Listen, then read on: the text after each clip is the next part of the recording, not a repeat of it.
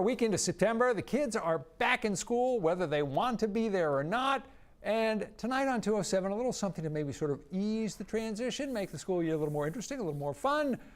With us from Bull Moose, Chris Brown and Mick Workoven, thank you so much. So you've given some thought to appropriate music and other things. Let's begin with an album, Sabaton, The Last Stand, and this falls under the history category, right, Mick? Yeah, so this is back to school with musical albums, and Sabaton is a Swedish heavy metal album, They're a Swedish heavy metal band, and all their albums are themed around great moments in military history. So The Last Stand. Wait, I've got to stop you there. You're serious? I'm absolutely serious. All of their albums? All of them. Every single themes of military history. Every single one of them. Okay.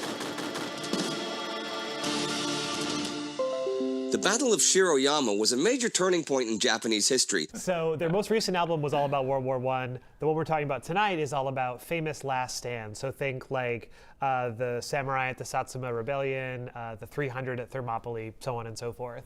And what's really cool about Sabaton is all the songs rock, right? They're all awesome. Yeah. But they also have a companion YouTube channel called Sabaton History, where they have a historian talk about the events that inspired the song, and then they have the band talk about the song, and they play like clips from the history and the music together. It's really, really cool. Does the band have a pretty sizable following, or is this just a niche? No, kind I of think thing? I mean they've got a huge following. Yeah. I mean in the power metal community, right? But I mean like they in Europe they tour stadiums, so they're a big deal. They have a career. Yeah, they have a good career. I applaud them. Obviously, that was an unfilled area, and they seized the opportunity, so good for them. We move now to Study Hall. Study Hall. Ryan Eno, Before and After Science. Got an album here. So, Tell yes. us about this, Chris. Well, Before and After Science class, we'll call it. Okay. Right? And this is one of his rock albums, but you know, if you think of school is supposed to help you sort of get outside of your own head this album was mostly recorded using his Oblique Strategies cards, which were these things that he made in 1975 that just made 100 of these little idea spark kind of things, like emphasize differences or go outside and close the door, just for when you get stuck or to spark an idea. So, you know, they're kind of famous and it takes the album in some interesting places. Okay.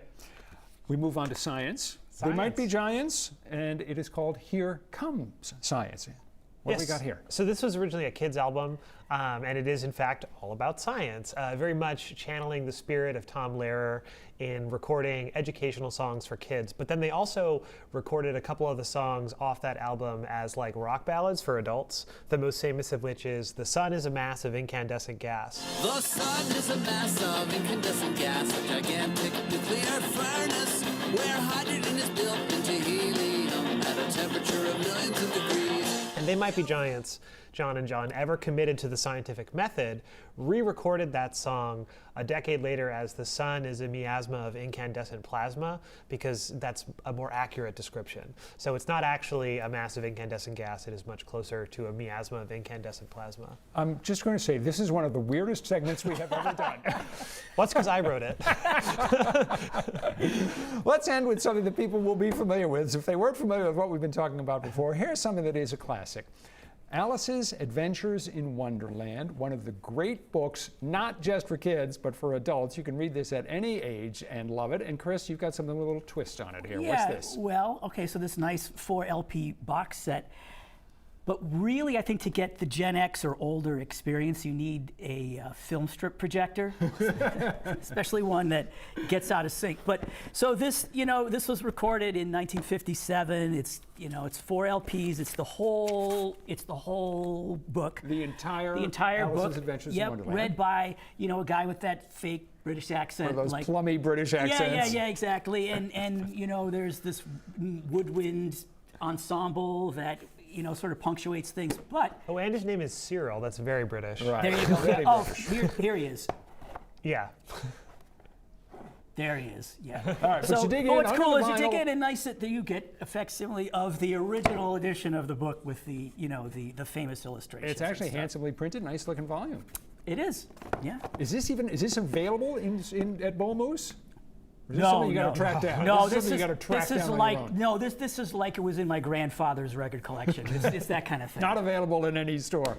And there's extra credit material that will be found on our web story for this segment, right? It's true. So we got additional studies in language arts, gender studies, political science, gym, and international studies.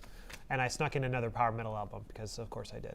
You enjoyed preparing for this segment, didn't you, Mick? I did. Well, it's a really important power metal album because if you're lost on the new Amazon Lord of the Rings show, which is about the second age of Middle Earth, this is about the first age of Middle Earth. It's really useful.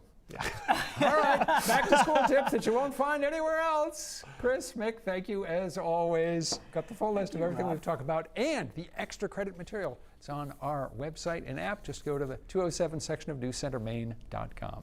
We'll be back in a moment.